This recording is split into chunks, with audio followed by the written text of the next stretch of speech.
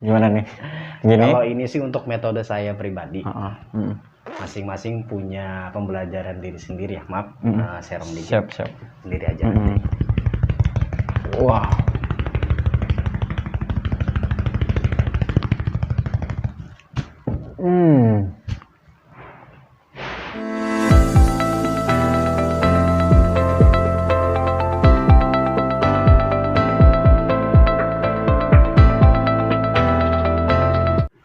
Assalamualaikum warahmatullahi wabarakatuh. Oke, ketemu lagi di channelnya Bang Duren. Nah, untuk kali ini, hari ini gue lagi ada kedatangan tamu nih. Temen sih. Ini nggak sengaja kita bikin konten, tapi kayaknya bakal ada isi banget buat temen.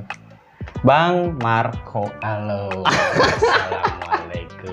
Waalaikumsalam. Salam kenal. Di Halo. channelnya Bang Duren. Ini sambil ngerokok nggak apa-apa kan? Iya, nggak apa-apa. Kok Bang Marco kesibukan apa nih sekarang nih? Hah? Kesibukannya kadang megang orang, Kadang megang orang, kadang nolongin orang, kadang ngomongin orang, kadang-kadang kadang-kadang. Tapi tinggal di mana sih tinggal? di Ketapang mau. Tinggal ke Tapang Mauk ya, Tangerang. Tapi untuk kerja Kalau kerja Kerja. kita tuh sejabotabek sebenarnya. di Jabodetabek ya, Cuman kalau lagi nggak ada kerjaan, lagi kosong itu ya Ah. di rumah. di rumah. Di rumahnya itu ya pembahasan tadi. Ah, Kadang-kadang itu, kadang Kadang-kadang megang orang, megang kadang nolongin orang. orang. megang orangnya ini apa nih? Megang orangnya nih. Kebetulan saya dudukin pengobatan alternatif. Pengobatan alternatif. Berarti bisa nyembuhin apa aja nih? Insya Allah. Kayak keplinder atau apa gitu ya. Kalau tergolong bisa sih belum kayaknya. Belum ya? Masih tergolong belajar. Masih belajar. Nah, saya punya apa nih? Pernah ngalamin kayak contoh lagi tidur nih. Lagi tidur, mungkin kelamaan di iniin kali ya, apa kedudukan atau apa nih tangannya itu kayak kesemutan gitu. Mm-mm. Nah, kan kalau tidur malam terus bangun tidur kadang nggak langsung gerak nih tangan nih. Mm-mm. Gitu, kayak kesemutan, kayak apa gitu. Itu apa itu? atau gejala penyakit juga apa gimana? Kalau Ya, masalah kalau itu. semuanya untuk penyakit, yang namanya sakit pasti penyakit. Ah, ah. Nah, biasanya kalau sumpamanya untuk masuknya kan kesemutan atau kebas kayak gitu. Biasanya dari darah. Darah ya? Dari darah. Jadi sirkulasi darahnya itu nggak begitu lancar. Nah, itu yang disebut pembekuan sel darah putih. Pembekuan sel darah putih. Dalam singkatnya itu kristal. Kristal ya? Kadang itu yang menyumbat sirkulasi darah ketika kita lagi untuk bekerja atau lagi pergerakan, kadang-kadang ngilu nih atau sakit atau iya. kesemutan karena ada pembekuan darah putih. Pembekuan darah putih ya? Itu bahaya nggak untuk ke depan? Kalau untuk didiamkan aja sih bakalan bahaya dong. Bakalan bahaya ya? Ya kan keluarnya tadi sakit. Bisa mengalami stroke gitu atau gimana? Kalau untuk kemungkinan Gejala-gejalanya gitu? Kalau Enggak. untuk kemungkinan stroke berat sih enggak, tapi kalau untuk gejala insya Allah bakalan kena. Kalau didiamkan ya, karena yang namanya penyumbatan darah, bila mana didiamkan terlalu lama, terus menerus, itu kan bakalan menumpuk. Solikanya kayak macam saluran air. Saluran air mampet, lantan air banyak, bendungan pecah, seumpama. Otomatis banjir dong saluran airnya. Iya, Bila mana betul. yang tersumbat, itu bakalan gak lancar dong. Begitupun sama sirkulasi darah manusia itu bila mana kesumbat didiamkan saja bakalan berbahaya. Ya? Memang nggak kerasa untuk awal-awal, tapi untuk kedepannya wow. Iya ya. Untuk masa tuanya ya. Itu sekitar umur berapaan? Enggak untuk masa tua, untuk untungan bulan pun udah kerasa sih. Bulan ya? Bulan kerasa dia. Kayak kram-kram gitu. Ya, berat. Awal pertama kram, kesemutan, kebas. Nah, ketika udah ngerasain kayak gitu, otomatis untuk pergerakan gak nyaman dong. Nyaman ya. Kita gerak. Ketika gerak, kita kepentok atau salah urat, itu bisa merambat kemana-mana. Makanya hati-hati bila mana ada pembekuan sel darah putih itu jangan didiamkan. Jangan ya. Bila perlu diurut, pakai tukang urut tradisional pun nggak apa-apa. Nggak apa-apa ya. Tanpa harus pakai totok saraf atau refleksi, itu pun nggak jadi masalah. Yang penting urutannya betul. Jangan sampai nggak betul ya. Oh, iya. Hati-hati.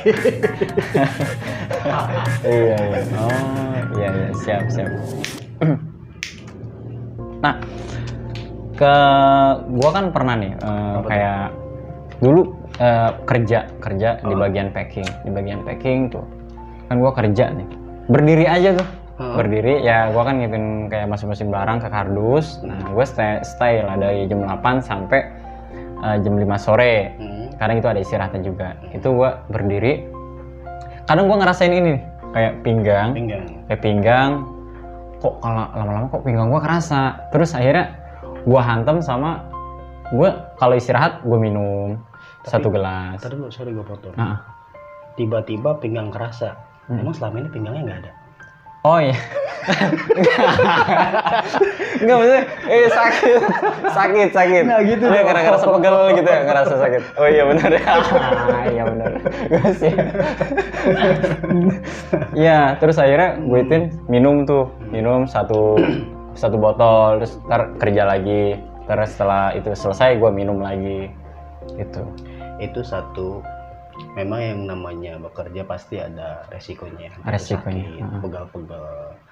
Nah, bila mana kebanyakan berdiri ataupun kebanyakan duduk, otomatis yang dirasa entah itu kaki atau pinggang. Nah, ya kan. Kecuali kita bekerja dalam pikiran, kayak semacam main komputer atau ngitung-hitung, otomatis larinya ke kepala. Ke kepala ya. Nah, kalau bisa untuk bekerja itu seimbang. Seimbang ya. Berdirinya seimbang, duduknya pun seimbang. Jadi biar gimana caranya, ya seimbang. Seimbang ya, harus seimbang ya. Terus maaf ya, bicaranya agak gedein dikit nggak apa-apa ya? Oke. Soalnya suara gitu gini ya? agak gede nih soalnya. Ya, agak gedein dikit nggak apa-apa ya. Udah volume dikit. Terus lagi nggak apa-apa, terus ini penjelasannya. Tadi kan bahasanya ketika minum air itu enakan ya, masalah pinggang. Tinggal ngeceknya gampang sebenarnya. Coba sini, maaf tangannya. Kanan kiri aja. Oke. Jadi bila mana dehidrasi, hitungannya kurang minum. Memang betul sih ada yang bilang kalau supaya sakit pinggang kurang air. Memang ada betulnya juga. Betul. Cuman kalau saya bilangnya itu dari kembali lagi ke kristal tadi. Kristal tadi ya. Jadi kristal itu bukan karena kita nekuk atau ketindian. Dari berdiri pun kita berdiri lurus gitu, itu bakalan tetap kena kristal karena ada pergerakan. Salah satunya kalau umpamanya kena dehidrasi, kita cukup tarikin aja tengah-tengah ininya ya. Kalau umpamanya dia langsung balik, insya Allah itu tergolong normal. Tapi bila mana di bebaliknya lama, prosesnya berarti dehidrasi. Kurang air minum. Berarti yang tengah-tengah ini ya. Semuanya juga bisa. Oh, semuanya. Entah pengen ini. Kalau ini namanya apa sih? Kenapa? Namanya apa? Ini telunjuk. Iya, maksudnya yang tengah-tengah ini bentuknya. Kan jari nih, tengah-tengah. Kulit ya. Tengah-tengah. Pokoknya tengah-tengah jari nih ya. Kalau orang desa sih bilangnya bonggol. Bonggol ya, bebonggolnya ya. Bebonggolnya dipencet gitu ya. Dipencet. Nah, ntar kalau misalnya masih genting ya, berarti itu dehidrasinya kurang. Dehidrasi. Dehidrasi. Oke. Kalau dia cepat balik? Kalau cepat balik normal. Ya, kalau ini masih tergolong normal karena masih berbalik. Kalau umpamanya dehidrasi banget, dia bakalan tetap kayak gini. Begitu aja ya. Oh. Itu langsung balik tuh. Ya, alhamdulillah. Ya. Langsung balik dia. Oh iya, normal banget kalau lu. Normal banget, sering. Kalau gua ngopi terus soalnya. Nah, terus juga nih, pernah gua ada di ruangan AC. Pernah tuh stay di ruangan AC. Pagi nggak sarapan. Wow. Pagi nggak sarapan. Nah, akhirnya ngemil aja. Nggak taunya pas sore pulang kerja di ruangan AC posisi. Nah, gue itu langsung ngerasain belah sini nih. Lambung. Bukan lambung, kayak emah kali ya. Emah gue naik apa gimana gue nggak tahu. Emah. Bagian kanan atau kiri? Ya pokoknya belah sini naik. Nah, terus singkat cerita gue itu langsung udah kayak nggak kuat banget, lemes. Udah, gue nggak sadarin. Jadi itu bisa tergolong asam lambung ya. Jadi asam lambung. Bisa tergolong asam lambung naik. Jadi kalau seumpamanya perut keadaan kosong, otomatis nggak ada isi dong. Yang namanya kopi, kita belum terkena apa sih nasi atau makan makanan ringan gitu kan. Kopi itu kan sikapnya penguat kafein. Nah, kafein itu mengandung zat asam. Nah, zat asam itu bisa menimbulkan sakit. Sakitnya di mana nih? Nah, otomatis kalau seumpamanya di perut asam lambung naik dong. Ya kan? Bila mana asam lambung naik, dia nyesek di sini. Dan bila mana terlalu parah, dia bisa lari ke kepala dulu, pusing, kunang-kunang, atau bisa jadi gelap ngelihat itu, atau dia bisa lari ke belakang. Biasanya kalau saya nyebutnya sih angin 17 atau 13. Angin 17-13.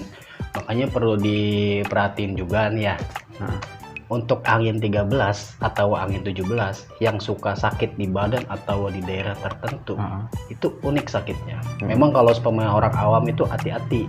Ini persis kayak santet, teluh atau guna-guna, tapi bukan. Oh, iya. Bukan ya? Bukan. Karena memang unik, kayak ditojos-tojos memang, kayak tojos-tojos pakai pisau atau jarum, tapi bukan. Untuk pengobatannya. Jadi itu si angin muser. Bila mana ditusuk bagian sini, dicari hayu, ntar hilang. Ntar dia pindah lagi. Ntar pindah lagi sampai 13 atau 17. Ketika sudah hilang, udah nggak ketolong nih si angin 17 atau 13, dia lari ke dada. Oh, ke dada. Bila mana ke dada, muser, pusing udah pusing. Hayu Udah aja pasti pusing. ya. Bila mana sudah makin parah lari ke jantung. Itu yang dinamain angin duduk. Angin duduk. Makanya hati-hati. Itu dari yang asam lambung naik. Asam lambung naik. Pertama karena mah telat dulu. makan. Mah. Karena telat makan mah. Nah, ketika mah udah lewat, dia naik asam lambung. Pertama nggak di sini dulu. Pertama dari mulut. Dari mulut itu biasanya asam. Asemnya bukan kayak ketika kita sehabis ngopi, wah kecut nih pengen ngerokok, bukan. Dia asam banget, beda, asamnya unik. Pengen gosok gigi, pengen kayak gimana, tetap aja asam terus ya. Nah, bila mana ini kan udah ciri-cirinya nih, udah gejalanya. Kita nggak ketolong nih, nggak tahu bahwa kita udah mulai kena asam lambung. Kopi terus, ngerokok terus, perut nggak diisi. Iya. Akhirnya kalau kata orang biasa sih, kalau saya nyebutnya itu nuju, mandek di ulu hati, si angin ini. Jadi nyesek di sini, baru ke belakang atau ke kepala dulu, pusing. Nah, ketika asam lambung naik, mah pun udah kena, angin 13 atau angin 17 kena, pusing pun udah kena, lari ke dada, nyesek. Nah, ketika udah nyesek, udah kronis parah banget, lari ke jantung. Itu yang disebabkan angin duduk. Makanya kadang-kadang orang salah kaprah, kok angin duduk larinya ke jantung? Loh, kok angin duduk lari ke dada? Padahal kan duduk, otomatis ke pinggang dong. Itu bukan, itu hanya istilah kata. Ya. Oh iya. Kalau untuk saya pribadi ya mungkin kalau seumpamanya ada teman-teman yang lain yang lebih tahu, berpendapat yang lain, itu bisa dijelaskan kembali. Masing-masing punya pendapat dan masing-masing punya pembelajaran. Nah, untuk mengatasinya, makan. Jangan telat makan dong. Kan udah pusing banget tuh, udah pusing banget kan ya kan? Udah pusing banget, maksudnya kan makan kan nggak enak. Nah, untuk pertolongan pertamanya, bila mana udah kronis banget kena angin duduk ya. Ini mohon maaf saya ngelonjor dulu. Jangan saya deh. Bang Duren aja deh sini. Kaki. Ya. Nah, untuk pertolongan pertama terserah pengen bagian kanan atau kiri bebas. Pokoknya hantam ini aja biar kiri kelihatan ya. Oke. Bagian urat nadi kaki. Kelihatan nggak ya? Kelihatan. Ini kita tarik sampai dalam banget, cukup 1 sampai 3. Itu kalau udah parah banget. Udah parah banget ya pas kena angin. Dan posisinya pun duduk harus nyender segini kali ini ya, segini ya. Boleh segitu cukup. Gitu ya. Oke, ini segini nih. Oke, teman-teman, terus kayak orang hamil dong gini. Terus ketika posisi udah kayak gitu, kita tarik bagian sini. Tarik ya. Cuman tangan itu harus benar-benar masuk ke urat nadi. Tapi ini dalam keadaan nggak sadar ya? Sadar. Sadar tapi lemes ya kan? Kalau orang kena sakit pastinya. Dan juga nggak boleh langsung dikerok atau diurut, hati-hati ya. Soalnya masuk ke jantung udah. Ke jantung jantung. Kalau mau pertolongan pertamanya di sini aja. Ini tarik urat nadi sampai dalam banget, betot sekaligus. 1 sampai 3 kali sampai dia benar-benar enak untuk napas. Nah, ketika udah enak napas, jangan diurut. Kalau mau dikasih air hangat atau teh hangat atau teh manis hangat. Teh manis hangat. Jangan dikasih obat medis dulu. Obat-obat warung maksudnya, sorry ya, maaf ya. Nah, ketika udah enakan napas, baru buru-buru ke rumah sakit. Langsung dibawa ke rumah sakit? Rumah sakit aja. Jangan diurut, jangan dijampe apa segala macam. Ketika udah enak, pertolongan pertama ini udah ya. Udah enakan, si orang itu baru buru-buru langsung ke rumah sakit aja. Soalnya fatal akibatnya. Hati-hati dengan angin duduk ya. Iya. Jadi kalau di rumah sakit mah udah ada oksigen dan infusan dan sebagainya. Lebih apa ya? Lebih tertangani lah kalau di sana itu. Dan untuk kalau sumpamanya belum kena gejala angin duduk, nah pelonjor lagi Bang. Pelonjor lagi ya. Nah, salah satu pertolongan yang pertama kena asam lambung itu bagian sini. Ya tengah-tengahnya ya, tengah-tengah. Ada 3 di sini. 1, 2, 3. Ini saraf lambung. Saraf lambung. 1. Ya. 2. Dan 3. Wow. Iya benar. Di atas, tengah, sama di bawah. 1, 2, 3. Atas, tengah, bawah. Tengah bawah. Ketika ini udah kena, tanya si pasien, gimana enakan apa enggak? Biasanya sih sendawa atau terap kata orang bisa. Gitu ya. Betaak. Atau maaf dia buang angin. Nah, ketika itu udah kena, hantam sini, Bang. Ayo aja sampai dia benar-benar enak si perut itu. Biasanya kalau supaya asam lambung belum kena angin duduk, udah kronis asam lambungnya, dia panas lilit perutnya. Kayak dicuci atau diremes-remes gitu seperti itu. Bila mana udah kena itu, ini dihantam masih aja begitu, ini masih aja dihantam masih kayak gitu juga, mau nggak mau kita dari sini. Oh, belasin larinya ke itu dengkul ya? Dari belakang dengkul. Belakang dengkul. Nah, kalau seumpamanya masih juga kayak gitu, Bang Duren ngadep sana bisa? Oke. Gimana nih? Gini? Kalau ini sih untuk metode saya pribadi. Masing-masing punya pembelajaran diri sendiri ya, maaf. Serong dikit. Siap. Kita main hantam totok saraf. Ini kaki nggak boleh menekuk, harus ngelonjor. Harus melonjor. Darahnya lancar dulu. Oke. Nah, bagian sini kita totok. Nah, kita tanya si pasien ketika ditotok udah sampai ke perut apa belum? Kerasa ke perut. Kalau sudah kerasa ke perut itu udah cukup, jangan terlalu lama. Takutnya iritasi atau ada pememaran atau apa ya, pembekakan lah. Karena ada totokan itu. Tadi ya. Terus aja bila mana udah kena kita hantam pelan. Jadi untuk merelaksasi biar nggak terlalu nyeri bekas, memperlancar peredaran juga. Memperlancar peredaran darah juga ya. Iya. Ayo. Iya, enak ya. Enak kalau tahu jalurnya pasti enak. Jadi ini sebenarnya dikolaborasi antara totok saraf sama Wing Chun. Bukan Wing Chun, apa itu? Tai Chi. Tergolong Wing Chun juga. Ini fungsinya untuk apa nih kalau memperlancar peredaran? Memperlancar. Sama apa tadi, kristal ya tadi? Melunakan kristal. Kristal. Kristal itu apa tuh? Kristal itu sel darah putih membeku. Kristal. Wah, memang kalau seumpamanya didengerinnya itu keras atau ekstrim lah tergolongnya. Tapi Bang Duren rasain sendiri aja. Wah.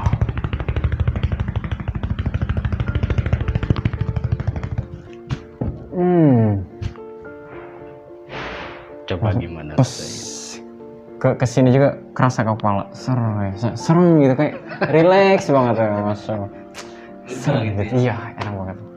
Jadi tetap pakai baju juga nggak apa-apa ya? Nggak apa-apa, tetap memang kalau seumpamanya untuk metabolisme yang rendah, maaf ya, kan kadang-kadang orang itu ada yang kuat di urut atau nggak kuat di urut kan. Memang harus pakai ini kalau metabolisme orang itu lemah. Karena takutnya walaupun kuku saya nggak ada, udah dipotongin juga, udah dikikis juga, kadang-kadang jebol ya? Walaupun memang ini tergolong nggak terlalu ekstrim ya, memang dilihatnya mah ekstrim, tapi setelah ditotok itu memang nggak sakit atau malah enak. Tapi kadang-kadang kalau metabolisme orang itu lemah atau kurang atau jarang gitu ya, jarang diurut, itu kadang-kadang jebol ya. Entah itu ngegenting, entah itu iritasi, bukan berdarah ya, iritasi kayak gentingan gitulah. Gentingan gitu, membekas lah. Nah gitulah. Salah satu. Tapi kalau sampai berkoreng itu enggak kali ya? Enggak. Berkoreng ya. Kali kena kuku. Nah biasanya nih teman-teman nih kadang sering kan, kalau gue lihat nih biasanya di sini ada kayak bekas-bekas gentingan gitu tuh. Kayak avatar gitu kali ya. Merah kadang kan ya. Ya kan sering kalau kita ngintuin orang pusing gitu kan, kayak sini udah merah gitu kan. Iya. Itu apa emangnya di sini uratnya, sarafnya apa gimana tuh? Di sini masuknya saraf. Memang Itu saraf juga ya? boleh, cuman jangan terlalu kencang. Jangan terlalu kencang. Karena di sini banyak saraf-saraf motorik. Yang namanya saraf kan dia nggak kelihatan sama mata. Bisa dirasain, kadang bisa dirasain, itu pun kadang nggak bisa dirasain. iya. Karena saraf itu lebih kecil dibandingkan rambut. Oh. Lebih kecil dibandingkan rambut. Dia apa ya? Nyebar di seluruh anggota tubuh. Itu pun kadang bisa dirasa, kadang bisa dirasa juga. Kadang bisa dirasa, kadang nggak bisa dirasa juga. Nggak bisa dirasa ya.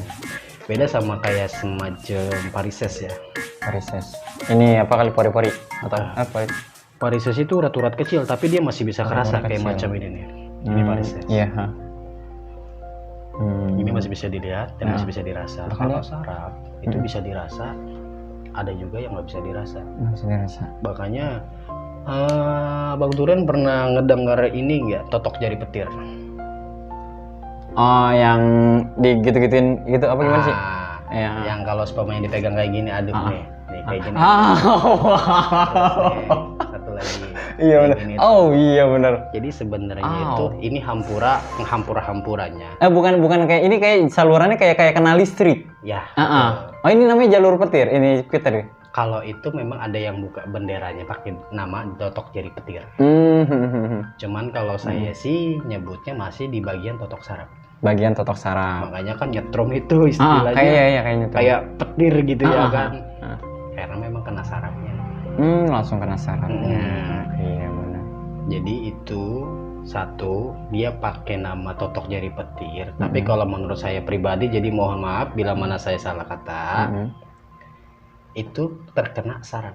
Bila mana kita terkena saraf, saraf bila mana terkena gesekan apapun itu, entah itu saraf ketemu saraf ketemu urat ketemu saraf ketemu tulang, itu bakalan sakit atau ada semacam kayak listrik. Nah itu dia salah satunya, makanya dia punya bahasa totok jari petir. Totok jari petir. Terus, nah itu yang kepala tadi, kalau kita nggak boleh sembarangan. nggak boleh sembarangan. Masalah Jadi kepala. itu tadi yang saraf motorik itu yang kecil-kecil. Motorik itu ya. Saraf motorik kecil-kecil itu. Jadi kalau sumpamanya dipijat bagian kepala, diusahakan tolong jangan kencang-kencang. Bila mana nih tukang pijat. Saya sih bukan ngejelekin tukang pijat ya, hambur ya. Masing-masing punya ajaran, masing-masing punya bakat-bakatnya.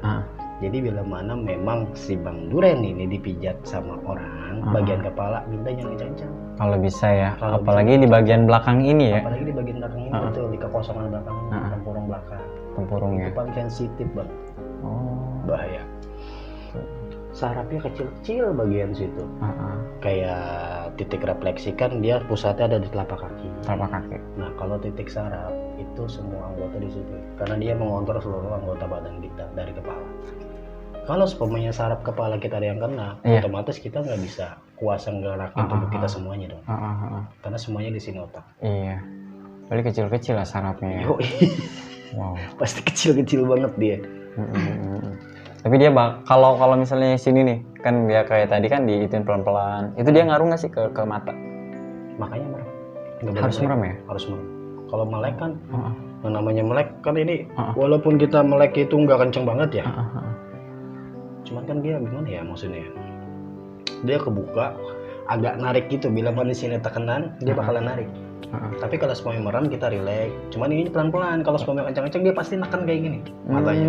Itu nggak boleh. Takutnya khawatirnya saraf mata itu ketarik ya. Kadang-kadang ada nih si putih-putihnya kesini, Oh iya benar. atau ini yang kesini. Iya benar. Makanya kadang-kadang ada orang kayak gitu. Karena apa? Terlalu kencang pijatannya. Makanya hati-hati untuk pijat bagian kepala, jangan terlalu kencang. Boleh kencang, cuman jangan terlalu, harus pakai hati. Nah, gue mau nanya lagi, ini mah buat pribadi gue sendiri. Gue nanya lagi. Gue kan mata gue min nih. Mata gue min. Nah, kayak minnya udah hampir 1,7 atau 2 lah kayaknya. Ada nggak sih untuk metode pengobatan kayak gitu? Ada. Jadi kalau untuk minus, itu gue saranin sih untuk pakai kembang kitolot atau kembang katarak. Kembang katarak Atau kembang kitolot. Nanti ada di sebelah sini fotonya nih. Oh iya. Ya. Oh, itu cara untuk ininya, proses ininya. Ada gelas nggak? Kita tolong gelas.